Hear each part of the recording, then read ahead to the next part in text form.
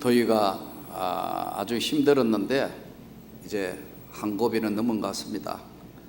정말 지리하리만큼 장마도 길었고 또 정말 힘든 여름이었지만 이제 8월 오늘 18일 휴일이니까 이제 한 고비를 넘어서 멀지 않은 시간에 가을이 올 줄을 믿습니다.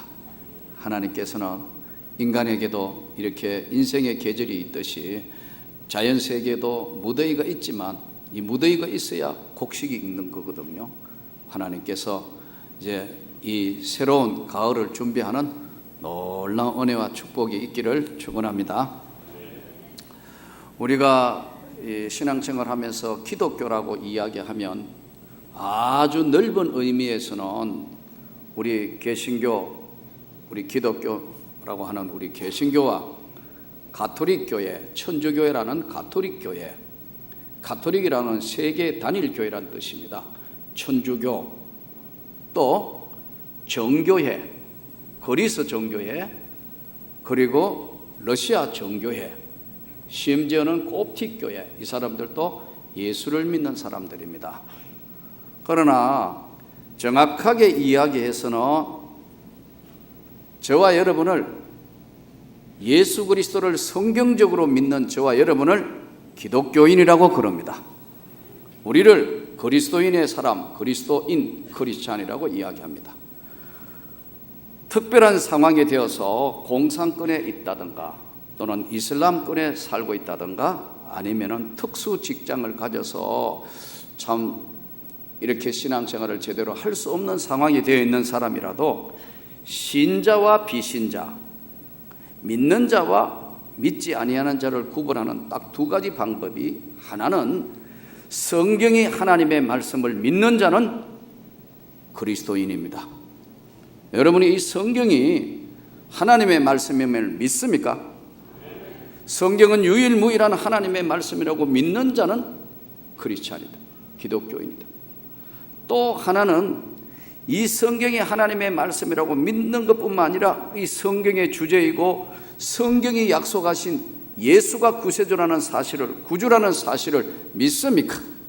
믿으면 이 믿는 사람을 우리는 그리스도인, 크리스찬, 기독교인이라고, 그리스도의 사람이라고 이렇게 우리에게 세상 사람들이 구별하여 우리를 기독교인이라고 그럽니다.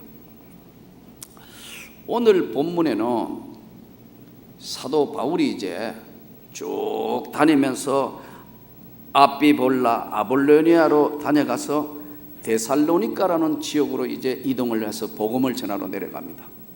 왔는데 바울은 복음을 전할 때마다 항상 여러 가지 생각을 해요. 이 복음을 가장 효과적으로 전할 수 있는 방법이 뭘까? 이 당시에 많은 사람들이 이 안식일, 주일이 되면 회당에 모였어요. 그래서 바울은 회당 중심으로 가서 그 사람들에게 이제 예수의 복음을 전하는 겁니다. 바울이 관례대로 그들에게 들어가서 새 안식일에 3주 동안 성경을 풀어서 성경을 가지고 강론하며 뜻을 풀어 그리스도가, 예수가 바로 구원자라는 사실을, 성경을 풀어가지고 성경을 강론해서 그 뜻을 풀어서 예수가 그리스도라는 것을 저들에게 증거를 했어요. 그랬더니 수많은 사람들이 예수를 믿기 시작했어요. 귀부인부터 시작해서 많은 사람들이 예수를 믿기 시작하니까 유대인들이 이거 봐라, 예수가 구원자라고? 이래서 이 사람들은 방해를 하는데, 이 당시에 바울이 집중적으로 만나고 했던 사람이 야손인데, 야손의 집에, 너가 바울과 그 일행을 데려왔으니까 책임져라고 야손의 집을 쳐들어갈 때 동네 불량배들하고 다 데리고 가가지고 야손의 집에 가서 사람을 끌어다가 업장한테 얘들이 가이사 황제 외에 다른 임금 예수라는 사람을 섬기는데 얘들은 천하를 어지럽게 하는 애들이니까 이거 처벌을 해야 돼요, 이렇게 된 겁니다. 바울과 그 일행은 못 만나니까 야손의 집에 들어가가지고 야손을 끌어내가지고 이거 다른 임금 예수를 섬긴다 이렇게 하니까 업장들이 놀란 거예요. 왜? 로마 황제 가이사 황제 외에 다른 임금이 있다 하면 이건 뭐냐면 반역죄, 국가 반란죄란 말이에요. 그게 무슨 소리야 하고 조사를 해보니까 그게 아니고 예수를 믿는 것은 신앙이고 고백이고 그런 거니까 이거 아닌데 해서 일단 보석금을 받고 보내주는 내용의 이야기가 오늘 본문의 이야기예요. 그 오늘 제일 핵심 교재가 성경을 강론하며 관례대로 새 안식일에 성경을 가지고 강론하며 뜻을 풀어. 여러분들이 목사님들이 설교하는 방법은 신학교에 가면 세 가지 설교 방법을 택해서 설교를 합니다. 지금 우리 한국교회는 첫 번째가 주제 설교입니다. 한번 따라합시다. 주제 설교. 주제 설교는 목회자가 필요하다고 생각해서 이 본문 저 본문을 가지고 제목을 해서 이것을 주제 설교라 하기도 하고 또는 제목 설교라고 그럽니다. 제목을 해서 성경 본문을 찾아서 설교하는 것이 제목 설교입니다. 두 번째 설교가 강해 설교입니다. 성경을 쭉 따라가면서 성경을 풀어서 하는 설교가 강해 설교입니다. 제목 설교는 제목 설교대로의 중요한 것과 필요할 때는 제목 설교를 해야 될 때가 있습니다. 저도 지난 20여 년 가까이 제목 설교를 해왔습니다. 이 강해 설교를 하기 위해서 제목 설교를 쭉 하면서 오랜 시간 한 2, 3년 지내고부터는 강해 설교를 하기 위한 구약은 계속해서 지금도 수요일은 사사기 강해를 하고 있습니다만은 쭉 구약을 강해해가 왔는데 이 강해 설교를 뽑아 들으려면요 성경 지식이 확실해야 됩니다. 해박한 성경 지식이 없이는 절대로 강해 뛰어들어올 수가 없습니다. 두 번째, 강해 설교를 하려면은 실력도 강해할 수 있을 만한 능력도 돼야 되지만 설교 준비가 일반 제목 설교하는 것에 3배 이상의 준비를 해야 돼요. 쉽지 않습니다. 지금 우리 한국교회는 내가 학교에서 전도사들에게 담임 목사님이 제목 설교하시는 분, 강의 설교하는 분 손들어 보라니까 반반이에요. 그러나 강의를 들고 들어오려면 자신이 있어야 한다. 한국교회 설교 어디로 흘러가고 있나? 세계교회 설교는 어디로 흘러가고 있나? 지금 신학교에서 다루는 부분입니다. 세 번째 부분이 뭐냐면 내러티브 설교입니다. 이거는 이야기식으로 재밌게 극화처럼 해서 하는 얘기입니다. 가끔 TV에 나와가지고 뭐 재밌게 이렇게 하고 뭐 하는 이런 분들, 이게 내러티브 설교입니다. 장점과 단점이 다 있습니다. 이것은 미국에서 출발해서 온 설교 방법으로 미국에 윌러그로 처치라는 교회가 있는데 제가 그 교회를 한 4-5번 정도 가본 것으로 기억합니다. 교회 자체를 건축을 아주 독특하게 했습니다. 교회당 본당이 사람이 없으면 줄줄줄줄 줄어듭니다. 벽이 옆으로 쫙 나와서 막았습니다.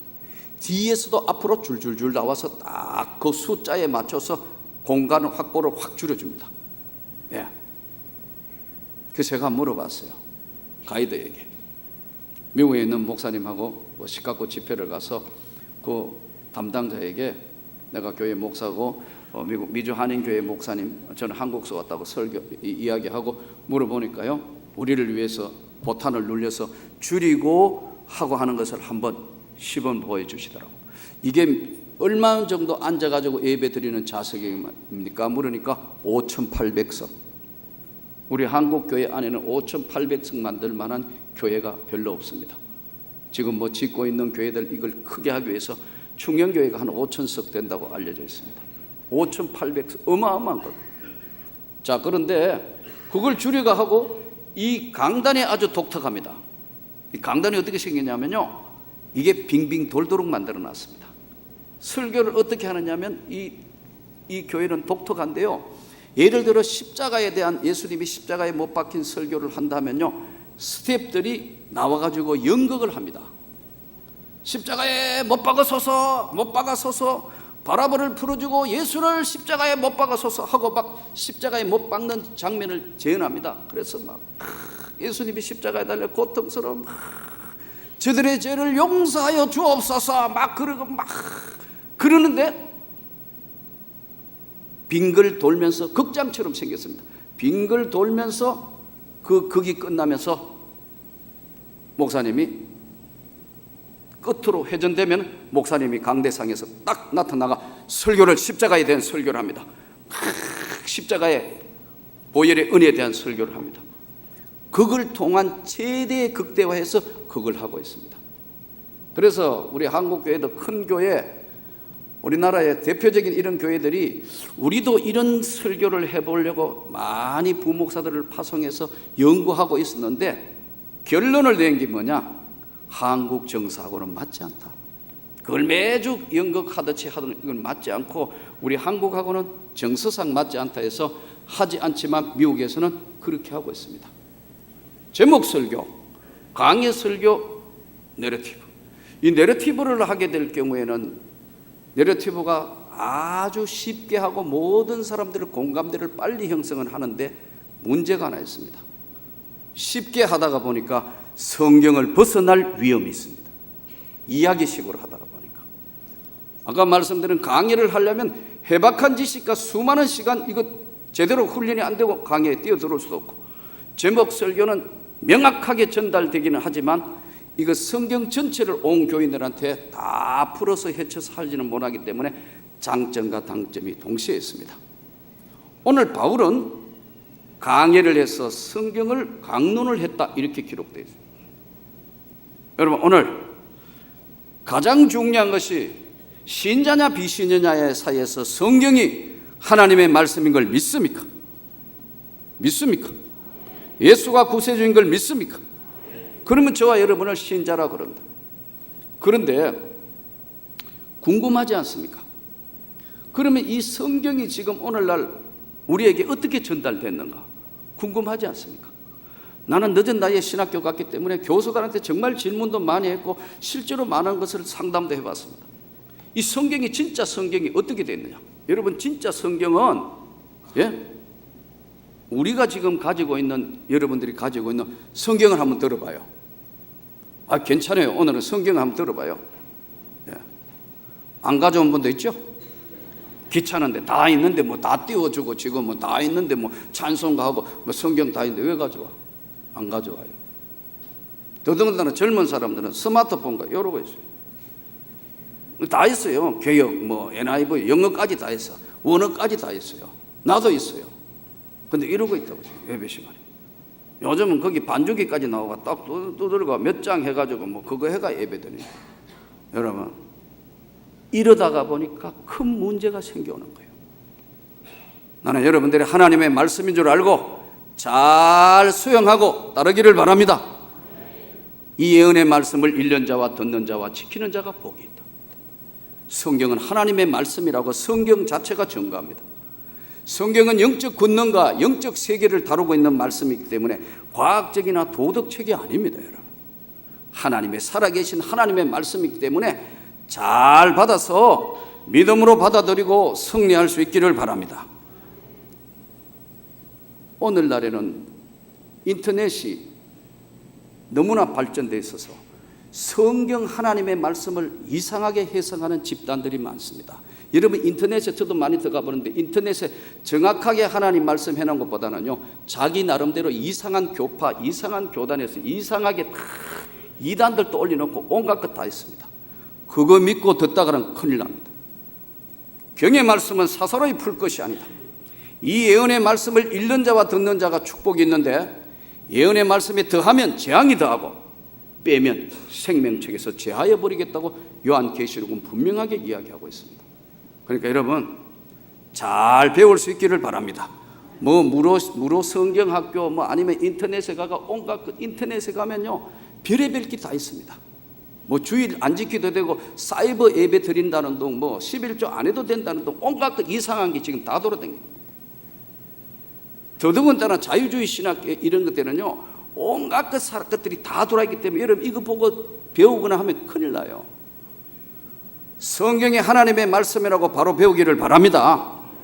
우리 지금 보수교단에 이 지금 대한예수교 장로의 명문교회는 서울 강남로에 소속되어 있는 합동적 교단에 여러분 성경이 하나님의 말씀이라고 칼같이 믿고 있는 교회입니다. 하나 여러분이 바로 배우기를 바랍니다. 이상한 인터넷이나 이런 거 배우고 이상한 지식 가지고 뭐 이런 것도 있는데 저런 것도 절대로 안. 교회에서 바로 잘 배우기를 바랍니다. 총신이 여러분 그냥 학교가 아닙니다.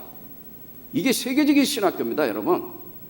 숫자적으로도 뭐 그렇지만 질적으로나 성경이 하나님의 말씀이라고 고백하고 있는 그야말로 보수 교단 위에 세운 교회입니다. 요즘 이상한 게 많습니다. 자유주의 신학교요, 이렇습니다. 성경 안에는 하나님의 말씀이 있다, 이럽니다.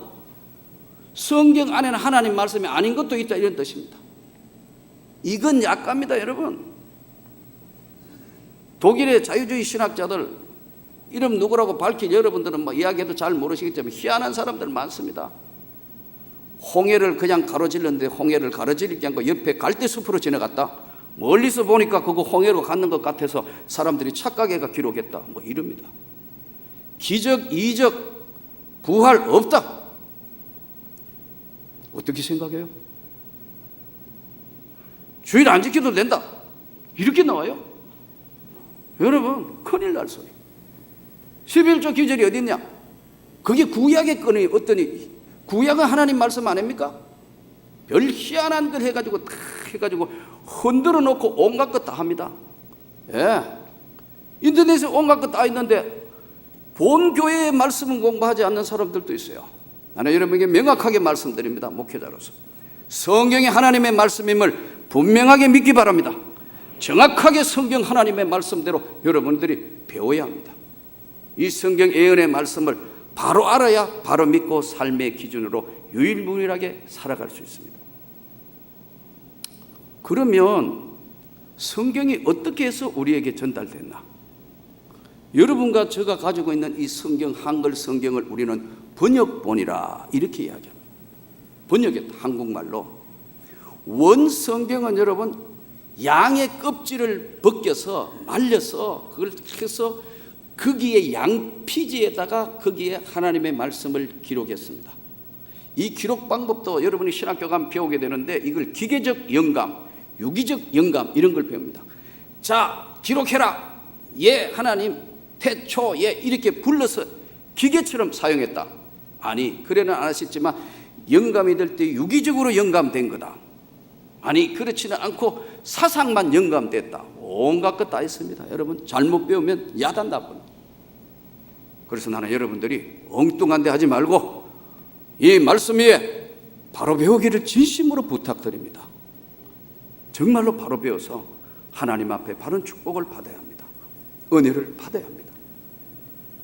이 양피지로 되어 있는 원본이 있고요. 하나는 이집트의 성기순례 가면 나일강 강가에 파피루스라는 게 많습니다. 풀 종류죠. 그걸 전부 찍어서 우리 한지 만들듯이 해서 기록된 것이 이게 뭐냐면 파피루스 사본이라는 것이 있습니다. 여러 가지 있지만 대충 가장 대표적인 것이 7개가 있는데 첫 번째가 시내산 사본, 시내사본이라고 그럽니다. 이 시내사본은 1844년에 여러분 성기순례 저하고 갔다 오신 분들 이야기를 아주 금세 들을 겁니다. 그 낙타를 타고 시내산을 올라갈 때 옆에 있는 그 수도원이 성케드린 수도원입니다. 예. 그 성케드린 수도원에서 1844년에 성경이 하나 발견됐는데 4세기경 신약 성경본입니다.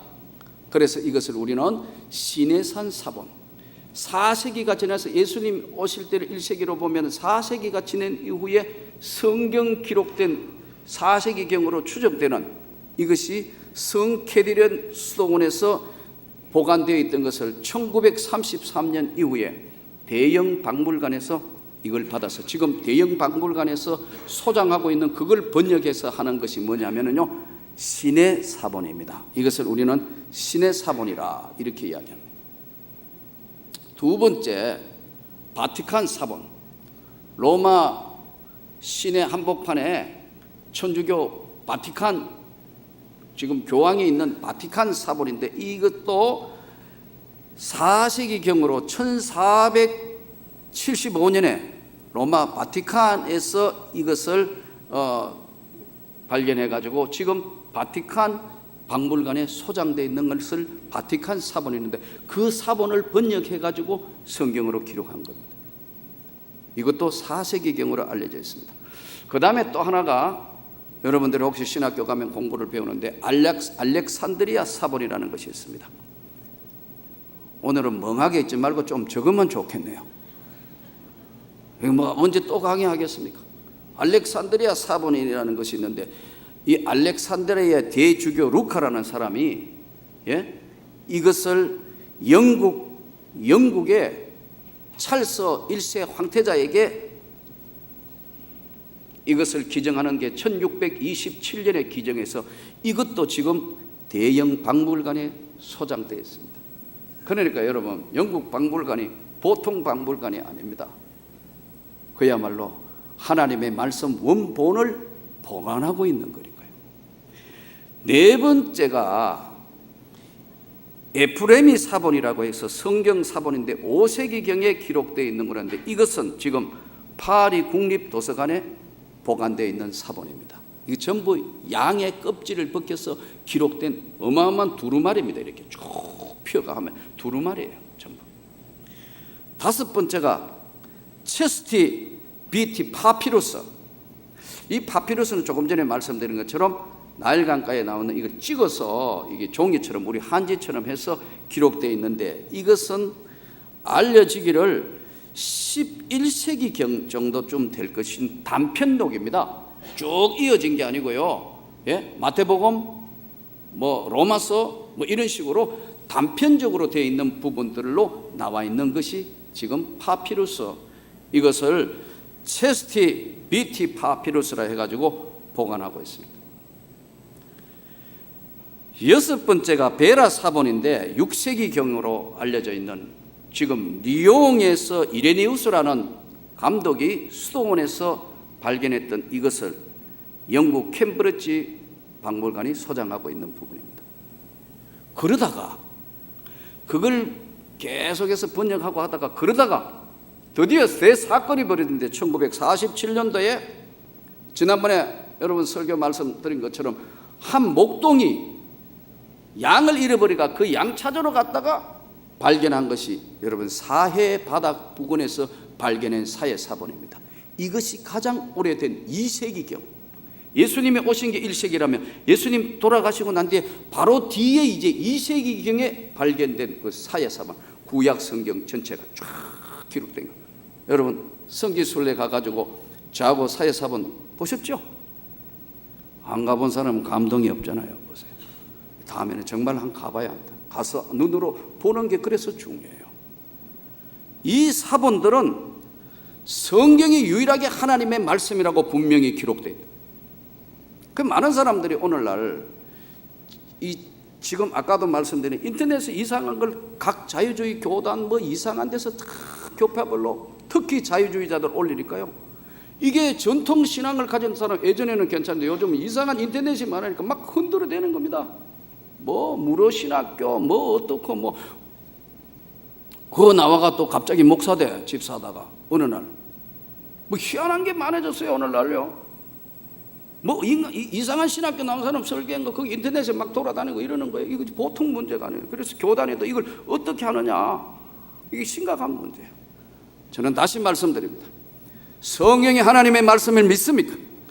성경은 말씀을 통해서 영혼의 밥이고 영혼의 생명입니다. 절대로 곁길로 가면 큰일 나요. 말씀을 잘 해서 하나님의 큰 영광이 여러분에게 임하기를 원합니다. 이 성경이 정경, 천주교에는 외경이라는 게 있습니다. 정경 39권 27권이 성경 하나님의 말씀이라고 믿는 우리하고 달라서 천주교는 외경이라는 게 있습니다.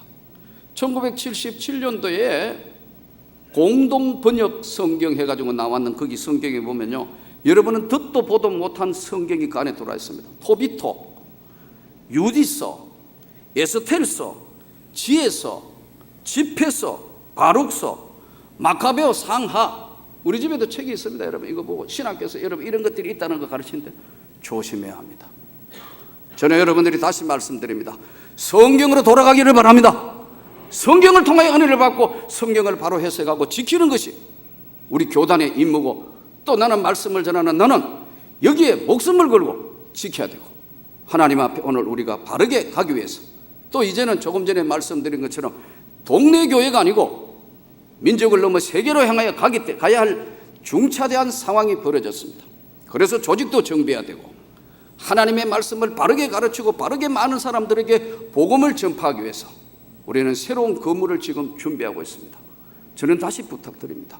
요즘에 인터넷에 별 희한한 게 돌아다닙니다. 우리 교회만 해더라도 수많은 사람들이 와서 인터넷에 설교를 듣고 합니다. 제 집회에 있는 거는 1000몇 회가 지금 넘어갔습니다. 여러분 관심이 없으면 보면 1000몇 회가 넘어갔습니다. 지금 여기 우리 박 장로님 여기 계시지만, 박 장로님 지금 간증 같은 거 이거 1000몇 회 막 이렇게 넘어가고 있습니다. 오늘 이 시대가 이런 시대입니다. 나는 여러분들이 하나님의 말씀대로 잘 훈련되기를 바랍니다. 하나님의 말씀을 우리가 칼같이 지키고 갈 때만 성경은 우리에게 은혜를 주시고 지켜주시고 축복을 주십니다. 오늘 많은 이단들, 신신학, 자유주의, 온갖 파도가 넘실 되면서 막 우리를 향하여 뛰어넘고, 어떨 때는 벽을 넘어오고 어떨 때는 홍수를 내게 하는 시대에 살고 있습니다. 오늘 피로가 앞두고 세운 이 명문교회가 하나님의 역사를 이루기 위해서 성경을 강의하는 성경 강론했던 바울처럼 우리가 말씀을 잘 지켜서 하나님의 큰 축복을, 저와 여러분 시대에 교회가 하나님의 대역사가 나타나고 하나님의 은혜를 세상에 알릴 수 있는, 그런데 여러분이 도구로 사용되기를 원합니다. 부탁드립니다. 잘못된 인터넷 이런 데 절대로 여러분 심취되면요, 자기도 모르게 거기에 자꾸 빠져갑니다. 그러면서 비판합니다. 자꾸 거기에 새콤달콤한 이 지금 온갖 것 다 있습니다. 지금은 인터넷 시대라 우리 교회도 들어지면 온 세계에 다 들었는데 잘못된 데 가면 큰일 납니다. 거듭 부탁드립니다. 성경은 하나님의 말씀이고 이 말씀을 바르게 해석하고 지키는 것이 우리 총신의 임무고, 난 거기에 신학교 교수를 하고 있습니다. 또 이 교회를 담임하고 있으며 26년간을 이 말씀을 지키는데 여기까지 왔습니다. 우리가 가난하고 부족하다 하더라도 나는 이 하나님의 말씀이 살아있으면 반드시 역사하신다고 믿습니다. 우리를 통하여 세상을 바꾸자. 우리를 통하여 전 세계에 더 많은 선교사를 보내고 더 많은 일을 하기 위해서 오늘 저와 여러분이 바울의 오늘 성경이 하나님의 말씀이라는 걸 명확하게 알고 어떻게 전달된 것인가를 귀하게 알고 주님께 남은 생에는 말씀에 붙들려 사는 저와 여러분이 되시기를 주 예수 이름으로 축원합니다.